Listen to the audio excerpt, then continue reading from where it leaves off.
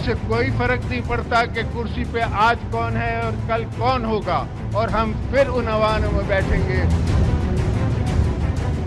Dubai से वतन वापसी के बाद साबिक सदर आसिफ जरदारी ने मुखालफिन के खिलाफ जारहाना अंदाज अपनाया। कराची में खिताब करते हुए आसिफ जरदारी ने कहा कि जब वो मुल्क से बाहर गए तो मुखालफिन ने कहा भाग गया। सियासी अदाकारों के जहन में फतूर है, मुखालफिन जानते नहीं कि हमारी लाशें भी मुल्क में दफन हैं।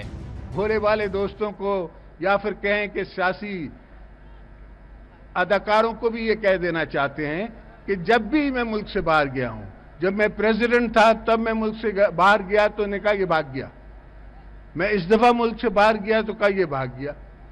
तो इनको ये फतूर इनके दिमाग से जाता नहीं है।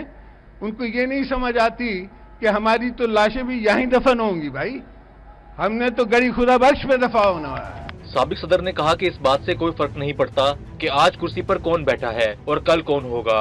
बहुत जल्द पीपल्स पार्टी दोबारा इक़्तिदार में आएगी और हम दोबारा ऐवानों में बैठेंगे।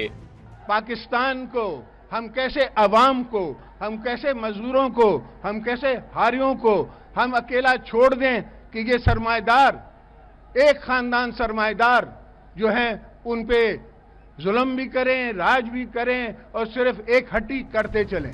उन्होंने कहा कि एक सरमायादार खानदान गरीब अवाम पर जुल्म कर रहा है। ऐसी सूरत हाल में हम गरीब अवाम को अकेला कैसे छोड़ दें? ये लोग सिर्फ ठेकों में लगे हुए हैं, इनकी नजर छोटी है। इससे कोई फर्क नहीं पड़ता कि कुर्सी पे आज कौन है और कल कौन होगा।